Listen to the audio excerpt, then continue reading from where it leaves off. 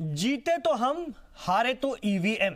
जी हां, बस कल सबसे बड़ी जमहूरियत के नतीजे आ जाएंगे, लेकिन उससे पहले अपोजिशन पार्टियों को ईवीएम को लेकर बड़ा झटका लगा है। इलेक्शन कमीशन ने अपोजिशन की उस मांग को खारिज कर दिया है जिसमें उन्होंने मांग की थी कि वीवीपैट की 50% पर्चियों का मिलान किया जाए। साथ ही ईवीएम में गड़बड़ी और बदले जाने की बात को भी सिरे से इलेक्शन कमीशन ने खारिज कर दिया और कहा कि काउंटिंग के किसी भी अमल में अब कोई बदलाव नहीं किया जाएगा।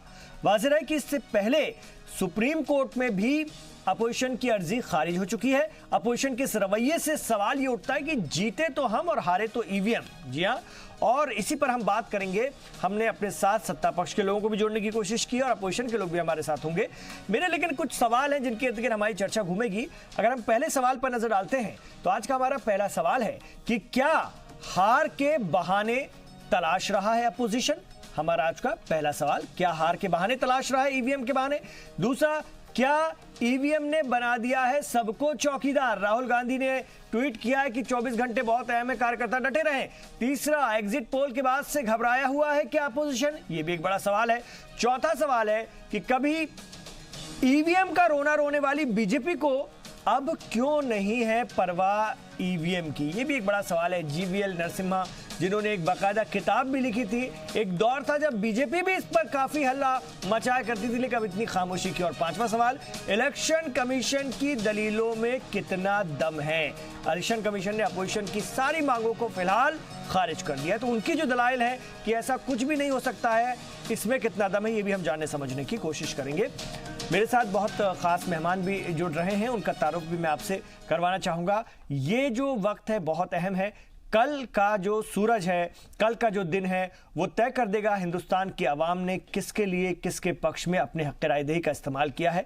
और आज की रात भी इसको हम कह सकते हैं बहुत क्रूशियल है, खासतौर से सियासी जमातों के लिए। और यही वजह है कि राहुल गांधी ने अपने कार्यकर्ताओं से कहा है कि आप अपना बूथ को माफ कीजिएगा, अपने जो स्ट्रांग रूम है जहां पर आप लोगों की ड्यूटी है, मतदान पेटियां जहां पर खासतौर से जो ईवीएम जहां पर रखी हुई हैं, वहां पर आप अपनी बनाए रखें मौजूदगी, क्योंकि उनको कोई शक है, कोई शुबा है। लेकिन ये शक और शुबा एग्जिट पोल के नतायज के बाद से इतना क्यों बढ़ गया, ये भी एक बड़ा सवाल है। मेरे साथ दो अभी खास मेहमान जुड़ गए हैं और भी हमारे साथ मेहमान जुड़ते जाएंगे, मैं उनका तारुफ आपसे कराते जाऊंगा।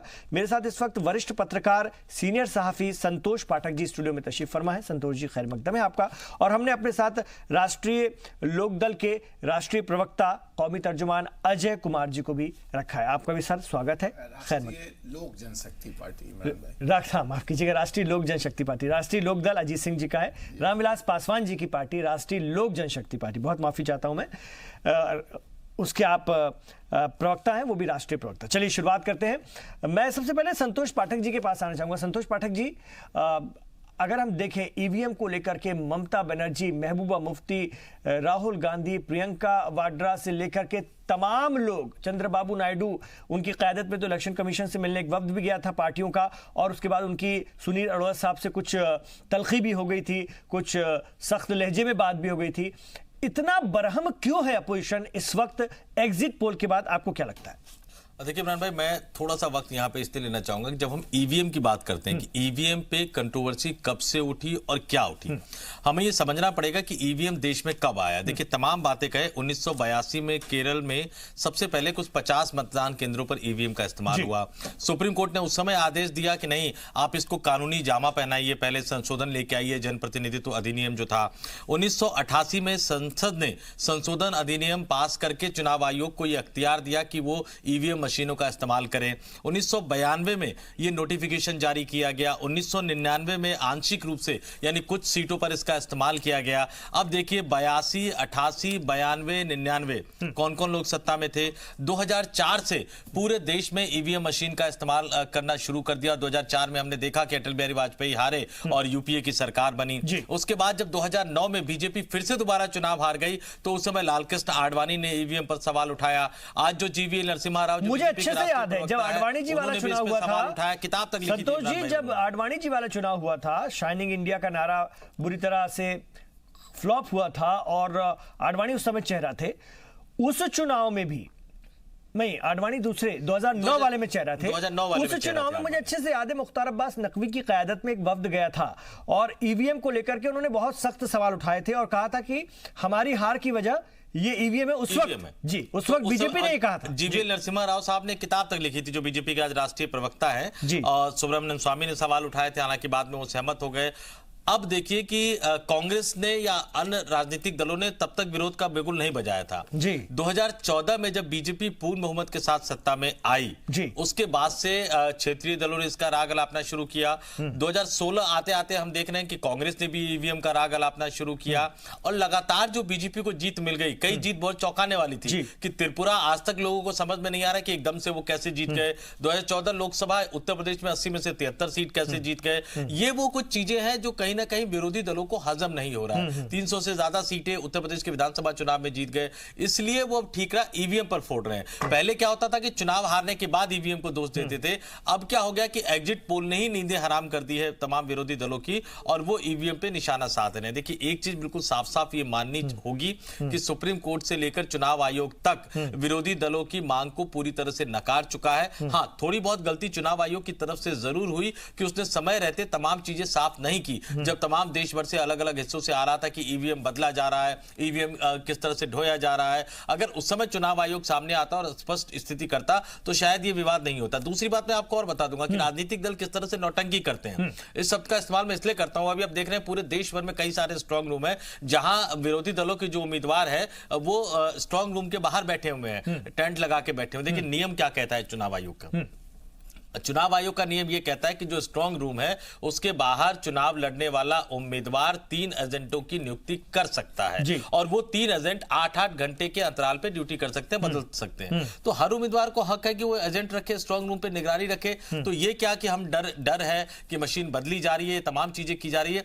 गलती यहां चुनाव आयोग से हो रही है कि वो साफ साफ स्पष्ट रूप से देश की जनता को ये नहीं बता रहा है कि ईवीएम की सुरक्षा के लिए उसने क्या क्या इंतजाम कर रखे हैं। अजय कुमार जी, कुछ फोटो भी जारी हो रही हैं, दिखाया जा रहा है कि ट्रक की ट्रक ईवीएम बदली गई। हालांकि बाद में इलेक्शन कमीशन ने खारिज कर दिया, फर्जी करार दे दिया। अपोजिशन के जरिए बाकायदा फोटो जारी की जा रही है कि देखिए, और ये इल्जाम ममता बनर्जी भी लगा रही है, महबूबा मुफ्ती जैसे लीडर भी लगा रहे हैं, जो कि राज्यों की सीएम है, वो लगा रहे हैं कि ट्रक के ट्रक ईवीएम चेंज की जा रही हैं। ये मुमकिन है क्या?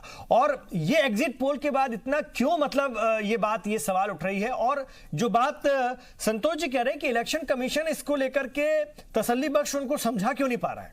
नहीं, सवाल 2 है यहाँ पे इमरान साहब। शक का और बेबुनियाद आरोप का हकीम लुकमान के पास इलाज नहीं था, तो इस व्यवस्था के पास कहां से इलाज होगा? पहली बात आप देखिए कि जो पाठक जी ने बहुत विस्तार से उन तमाम प्रक्रियाओं के बारे में जानकारी दी कि ईवीएम कैसे इन्वॉल्व हुआ, कैसे किन टेस्ट और परीक्षणों से गुजर करके आज अपने मौजूदा स्वरूप में ये सामने आया है। जी, it has gone through all test and tribulations, जिसको कि ये कह भी रहे थे कि आडवाणी जी ने सवाल उठाया, नरसिम्हा ने किताब लिखी, 17 पिटीशन सुप्रीम कोर्ट ने इस विषय पे सुना या उस पे फैसला दिया या उनको रिजेक्ट किया। तो सवाल अभी ईवीएम का है। आज माननीय अभिषेक मनु सिंघवी जी, और मैं आपको बता दूं आपकी जानकारी के लिए और आपके दर्शकों के लिए जानकारी के लिए, 7 या 8 बड़े नेता जिसमें प्रशांत भूषण भी शामिल हैं, स्वाति चतुर्वेदी शामिल हैं, उनके खिलाफ आज एफआईआर दर्ज हुई है जी, जनता को इस तरह से भ्रामक खबरें और अफवाह फैलाने के लिए। और जैसा कि आज उपेंद्र कुशवाहा जी ने यह कहा है कि सड़कों पे खून बहेगा, ये कैसा लोकतंत्र है? आप भारत को सीरिया, लीबिया और पाकिस्तान बनाना चाहते हैं? अगर आपकी शिकायत है कोई वाजिब, तो उसके लिए संवैधानिक संस्थाएं, ये कौन सा तर्क है? अजय जी, वो तो ये कहते हैं ना, हमें संवैधानिक संस्थाओं पर 2014 के बाद यकीन नहीं रह गया। ये कितने बार कांग्रेस के लोग हमारे शो में आकर कह चुके हैं। वो कहते हैं कि ना इलेक्शन कमीशन ना और कोई संस्था पे अब हमें यकीन है, क्योंकि इस हुकूमत ने तमाम चीजों को कैप्चर कर रखा है। ये उनका बार बार इल्जाम रहता है। वो सीबीआई पर और फिर वो दलील देते हैं कि 2 अधिकारी आपस में लड़ गए, कोर्ट के जजों को सामने आना पड़ा, ये तमाम वो दलाइल देते हैं। देखिए, ऐसी पहले इसमें 2 बातें हैं। उसी सीबीआई पे यकीन नहीं है, लेकिन जब मुलायम सिंह और अखिलेश को क्लीन चिट दे देती है तो बहुत बल्ले बल्ले। लेकिन अगर यही अपराध सिद्ध हो जाता तो सीबीआई पे यकीन नहीं होता। तो ये कैसा है कि मीठा मीठा तो चाहिए और तीता तीता थू थू। दूसरी सबसे बड़ी बात है कि अगर आपको संवैधानिक संस्थाओं पे यकीन नहीं है तो अभी तो परिणाम आया ही नहीं है।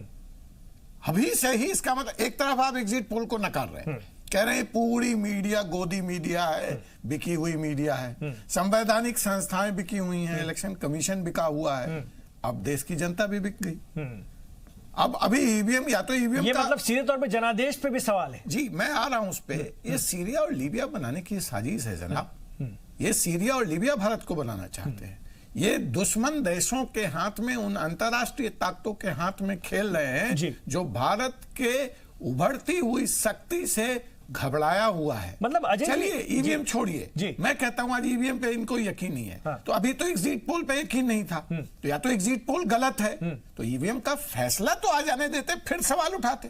पहले से ही तुम मान के बैठे हो कि ईवीएम रिग्ड है। अच्छा अगर रिग्ड था तो चुनाव से एक दिन पहले ये सवाल क्यों तुम चुनाव लड़ रहे थे? तुम पूरी चुनाव प्रक्रिया का बहिष्कार कर देते।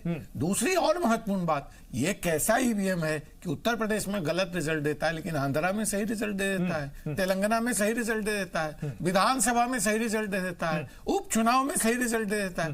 तो मतलब ये तर्क। अच्छा मुझे बताइए कि जब भारत ने विश्व यूनाइटेड नेशंस में, संयुक्त राष्ट्र में हिंदी को एक भाषा बनाने का अभियान छेड़ा सुषमा स्वराज जी ने, तब उसमें कांग्रेस के नेताओं ने ये क्यों कहा कि हिंदी तो देहातियों की भाषा है, इसका क्या काम संयुक्त राष्ट्र संघ में? तो आखिर राफेल के सवाल पे इन्होंने सीएजी नहीं मानी, इन्होंने सुप्रीम कोर्ट नहीं मानी, और आपने देखा कि राहुल गांधी को कैसे नाक पकड़ के माफी मांगनी पड़ी सुप्रीम कोर्ट से। तो ये जो पूरी तस्वीर हमारे सामने उभर के सामने हो रही है, जनता ने इनको पूरी तरह से नकार दिया है और बजाय अपने हार को स्वीकार करते। ये अजय जी आपके लिए भी ये कहना भी जल्दबाजी होगी कि जनता ने इन्हें नकार दिया है, ये तो कल पता लगेगा। नहीं मैं ये बात, हाँ, ठीक है, आपका खेमा पूरा जश्न मना सकता है, डिनर डिप्लोमेसी भी कर सकता है, एक से बढ़कर एक पकवान भी कल बने थे, आप खा सकते हैं, लड्डू मिठाइयों के ऑर्डर भी हो सकते हैं, इसमें कोई शक नहीं, आपको मुबारक। लेकिन अभी जनता का फैसला आना बाकी है और एग्जिट पोल कोई भी नहीं कह सकता कि सही है। हम ये कह सकते हैं कि एक दिशा जरूर दिखाते हैं, लेकिन कितने सही साबित होंगे ये देखने वाली बात है। संतोष पाठक जी, ट्रक में भर भर करके ईवीएम बदली जा रही है और इसकी फोटो भी जारी होती हैं, फिर बाद में फर्जी साबित होती हैं, इलेक्शन कमीशन उन्हें खारिज कर देता है। ये जो प्रोपेगेंडा है, इसको इस वक्त चलाने का मकसद आप क्या देख पा रहे हैं? मतलब इस एग्रेसिव तरीके से बाकायदा एक रणनीति के तहत, और सारे कह रहे हैं, कोई ऐसा नहीं है जो कह रहा हो कि नहीं जी मुझे यकीन है, मेरे हिसाब से सही हुआ है, वो जनता का फैसला होगा। ये भी कोई हिकमत अमली, कोई रणनीति है क्या? देखिए जहां प्रोपेगेंडा की जहां तक बात है, देखिए वही मैं कह रहा हूं, लड्डू भी मैं दिखा रहा हूं, बिल्कुल लड्डू भी है, अजय जी के खेमे में बन चुके हैं, जश्न की तैयारियां चल रही हैं। ये लड्डू आप ओवर कॉन्फिडेंस में तो नहीं बनवा लिया? देखिए हमने जनता के साथ काम किया, 3.5-4 लाख लोग पिछले 6 महीनों से 42 डिग्री सेंटीग्रेड में लगे हुए थे, जनता के पास संवाद पहुंचाने का काम कर रहे थे, और ये ट्विटर पे राजनीति कर रहे थे, मीडिया के स्टूडियो में राजनीति कर रहे थे, मीडिया को गाली दे रहे थे। मोदी, एक बताइए पूरे चुनाव में मोदी के सिवा कोई फैक्टर था? इन्होंने सिर्फ और सिर्फ गाली दी। आप न महंगाई को मुद्दा बनाया, न भ्रष्टाचार को मुद्दा बनाया, न देश की प्रगति को मुद्दा बनाया, न सरकार ने जो अच्छा किया उसको मुद्दा बनाया, न सरकार की जो कमियां रह गई। फिर भी राहुल गांधी और प्रियंका गांधी अपने कार्यकर्ताओं को कल से अपील कर करके समझा रहे हैं कि ये आप इनके झांसे में मत आइए, हमारे फेवर में आएगा, बस आप ईवीएम पर नजर रखिए क्योंकि अभी भी रात भर में बदली जा सकती। मतलब इस तरह से भी वो अपने कार्यकर्ताओं को आखिरी दम तक ये समझा रहे हैं। सुन लीजिए आप। समझा रहे हैं, लेकिन आज इनके अभिषेक मनु सिंघवी ने ईवीएम को क्या करार दिया? ईवीएम इलेक्ट्रॉनिक विक्ट्री मशीन,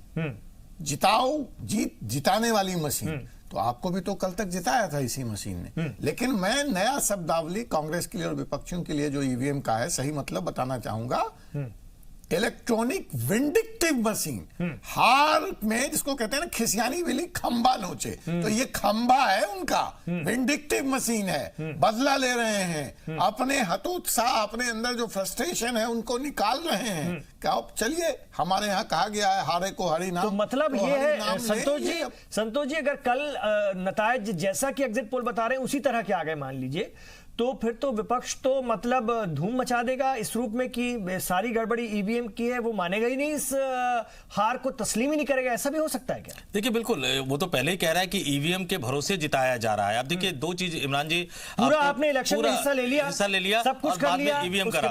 और एक और दिलचस्पी देखिए कि इस देश में जो 277 लोकसभा सीटें ऐसी है, जिसमें से मैं 7 दिल्ली की माइनस कर दूं क्योंकि दिल्ली पुलिस दिल्ली के मुख्यमंत्री के अधीन नहीं है, 270 लोकसभा सीटें ऐसी हैं जहां पर बीजेपी और एनडीए के विरोधी दलों का शासन है। तो यहां कौन सी ईवीएम की रैगिंग हो रही है, यहां कौन से स्ट्रांग रूम में बदले जा रहे हैं, क्योंकि तमाम अधिकारी आप पश्चिम बंगाल उड़ीसा सबने देखी थी। और दूसरी जो सबसे बड़ी बात है कि इस पूरे इलेक्शन प्रोसेस में देखिए किस तरह से मजाक बना रहे हैं कि 20 से ज्यादा देशों के चुनाव अधिकारी देश में, हमारे देश में आए थे कि हम कैसे इलेक्शन करवाते हैं। तकरीबन 9 देश हैं जो हमसे ईवीएम खरीदते हैं अपने देश में चुनाव कराने के लिए। आप पूरी चुनावी प्रक्रिया को एक ईवीएम के आधार पर बदनाम करने पे तुल जाते हैं। 50 लाख से ज्यादा, इमरान जी 50 लाख से ज्यादा जो अधिकारी, मतदान कर्मी, सरकारी अधिकारी, पैरामिलिट्री फोर्सेज, ये इस पूरे चुनावी प्रक्रिया में लगते हैं। क्या 50 के 50 लाख बिक सकते हैं? क्या उनको खरीदा जा सकता है? स्ट्रांग रूम की सुरक्षा के अपने नियम बने हुए हैं, क्या उस सुरक्षा व्यवस्था को तोड़ा जा सकता है? चुनाव के हो जाने के बाद जो दलील आ रही है कि ईवीएम की मशीनें ही अब बदल दी जाएंगी, मतलब तैयार मशीन जिसमें बीजेपी के बटन दबे होंगे, दबा के तैयार करा के सील पैक करके उन मशीनों से बदल दी जाएगी। ये बहुत बड़ा इल्जाम है। नहीं, इसको इमरान में ऐसे देखिए, इसको इमरान में ऐसे देखिए कि एक पोलिंग बूथ पे 12 मशीनें रखी हुई हैं और वो अलग अलग क्रमांक संख्या में होते हैं। एक पे पड़े 12 वोट, एक पे पड़े 112, एक पे पड़े 179, चौथे पे पड़े 212, पांचवें पे पड़े 318, छठे पे पड़े मान लीजिए 15, फिर पड़े 600 कुछ। तो आप अगर 10 मशीनें बदलेंगे एक जगह की, तो आपको उतने ही वोट इस मशीन में भी डालने पड़ेंगे कि वहां 18 पड़े तो इसमें 18। फिर उसमें जो उस मशीन को जब सील किया गया था, तमाम राजनीतिक दलों के जो पोलिंग एजेंट होते हैं उसमें एक कोड नंबर डाला जाता है, तो उसी कोड नंबर को आपको इस नए मशीन में फिक्स करना पड़ेगा, क्योंकि जब खुलेगा तो तमाम उम्मीदवारों के राजनीतिक प्रतिनिधि वहां होंगे। तो क्या इस स्तर पर गड़बड़ी हो सकती है कि मशीन काउंट करते हुए, और इतने बड़े स्तर पर गड़बड़ी करने के लिए कितने मैन पावर की जरूरत पड़ेगी? क्या मतदान में शामिल होने वाला हर व्यक्ति बिक गया है? आप एग्जिट पोल के बाद बातें सुनिए ना, और सोशल मीडिया पर भी देखिए, और बाकायदा कभी तो ऐसा लगता है चलो ये मजाक के लिए फर्जी या जो ऐसे सोशल मीडिया पर लोग लगाते थे, बाकायदा इसको ट्वीट किया जा रहा है, बाकायदा ये इल्जाम लगाया जा रहा है कि ट्रक देखे गए घूम रहे हैं भरी हुई। ये देखिए इस तरह की परिस्थिति, और कौन लोग लगा रहे हैं? तमाम बड़े नेता। नहीं, इस तरह की परिस्थिति देश में 2 बार बनी थी, मैं आपको बताऊं। जब तमाम संवैधानिक संस्थाएं या तो असहाय हो गई थी या तमाम संवैधानिक संस्थाएं कहीं ना कहीं कुछ कर नहीं पा रही थी। 2 स्थिति बनी थी सिर्फ। एक इमरजेंसी में जब आपातकाल लगाया गया था, उसके बाद हमने देखा कि तमाम विरोधी दलों के राजनेता एक साथ आए, जेल में ठूसा गया उनको, और उसके बाद जब निकले तो एक राजनीतिक दल बना के वो चुनाव लड़े और उन्होंने इंदिरा गांधी को सत्ता से बाहर कर दिया। दूसरी स्थिति बनी थी जब बोफोर्स कांड के समय 400 से ज्यादा सीट लेकर राजीव गांधी प्रधानमंत्री बने थे, कहीं दूर दूर तक कोई नहीं था। मुख्य विपक्षी दल आपकी जो आंध्र प्रदेश के थे टीडीपी, रामाराव साहब, वो मुख्य विपक्षी दल थे जो चंद्रबाबू नायडू के ससुर थे, क्षेत्रीय दल होने के बावजूद। उस समय बोफोर्स का मुद्दा उठाया, 87 में वीपी सिंह ने सरकार से इस्तीफा दिया, राजीव गांधी की सरकार से, और उतर पड़े सड़कों पे, लेकिन सदन के अंदर उनकी बात नहीं सुनी जा रही थी। तो तमाम विरोधी दलों के जो सांसद थे उन्होंने क्या किया, लोकसभा से इस्तीफा दे दिया और उसके बाद वो सड़क पे उतर गए। अगर आपको सुप्रीम कोर्ट पे भरोसा नहीं है, अगर आपको चुनाव आयोग पे भरोसा नहीं है, अगर आपको तमाम संवैधानिक संस्थाओं पे भरोसा नहीं और आप आरोप लगा रहे हैं कि सब फेल हो गए, तो चुनाव लड़ते हैं और चुनाव नतीजे आने से पहले ईवीएम पे दोष क्यों? उतर जाइए सड़क पे और सड़क पे उतर के कहिए जनता को कि हम संघर्ष करने को तैयार, हम चुनाव नहीं लड़ेंगे। और यकीन मानिए कि अगर कोई राजनीतिक विरोधी दल चुनाव न लड़े और ऐसे में ये जीत जाए, तो उस सरकार को मान्यता न तो देश की जनता देगी और न ही विदेशी सरकारें देंगी। कहीं ना कहीं संवैधानिक स्थिति पैदा हो जाएगी, लेकिन इस सड़क पर उतरने को तैयार नहीं है। मेरे साथ 2 और मेहमान भी जुड़ गए, मैं उनका भी तारुफ कराऊंगा, लेकिन अजय जी कुछ कहना चाह रहे थे, फिर मैं आ रहा हूं। ये जो प्रचार है ना कि ईवीएम ऐसे बदल दिया, ये ट्रक में लाए, देखिए अगर आप पूरा मैनुअल को पढ़ें, आप यहाँ पे पाठक जी ने सवाल उठाया था कि वो आश्वस्त नहीं कर पाए। अरे आश्वस्त तो तब करें जब आप खुले मन से हो, जब आप प्री कंसीव्ड नोशन से हो कि मेरे को तो ऐसा कहना ही है, तो मैं कुछ भी बोलूं आप मानोगे नहीं, अतार्किक बातें करोगे। पूरी प्रक्रिया है, वीडियो रिकॉर्डिंग की प्रक्रिया है, वो सीधे केंद्रों से वीडियो रिकॉर्डिंग अटैच्ड है, लाइव स्ट्रीमिंग होती है पूरे काउंटिंग प्रोसेस की। आपको अगर किसी भी स्टेज पे कोई दुविधा है या आपको लगता है कि शक हुआ है, you can call for the record, court is there, supreme court is there, आप उसको चैलेंज कर सकते हैं। ये बार बार जुमला ना मुझे हरियाणा के एक चुनाव की याद दिला देता है। था तो वो क्षेत्रीय चुनाव, मतलब राज्य का चुनाव था, और वो चुनाव लड़ा गया था कृषि को पानी देने के सवाल पर। तो जो सरकार चुनाव हारी थी जी, और जो सरकार जीती थी जिसमें ये मुकाबला था, उसने पर्याप्त मात्रा में पानी किसानों को दे दिया। तो सवाल था कि उसको बुझाने का प्रयास कर रही थी वो, कि भाई देखो ये सवाल थी, तुम्हें पानी नहीं मिलता था, हमने दिया, उपज अच्छी हुई। तो बड़ा हास्यास्पद सा, लेकिन वो सरकार चुनाव हार गई थी इस जुमले पे। वो ये था पानी तो दिया लेकिन पानी में से करंट निकाल ली। तो ये इस तरह की बात है। चलिए, मेरे साथ संजय गुप्ता जी भी हैं कांग्रेस से, वो भी जुड़ गए हैं, और राजीव रंजन है सियासी तज्जियाकार के तौर पर। आप दोनों का स्वागत है। एक छोटा सा ब्रेक में यहाँ लूंगा, फिर इन तमाम सवालों के साथ आपके पास आऊंगा सर। और जो विपक्ष इल्जाम लगा रहा है उसकी भी गंभीरता को मैं आपसे भी समझना चाहूंगा। अगर ये इल्जामात में इतनी भी अगर आपकी गंभीरता है और दलाइल हैं आपके पास, तो जो बात संतोष जी कहते हैं कि उतर जाना था, अभी तक सड़कों पर जाम लगा देना था, क्या क्या आप नहीं कर सकते थे? अगर इतनी बड़ी ज्यादती हो रही है, अगर इतना बड़ा धोखा और इतना बड़ा जो है अराजकता हो रही है, तो वो क्यों नहीं दिख रहा है? एक छोटा सा वक्फा, अभी लौट रहे हैं।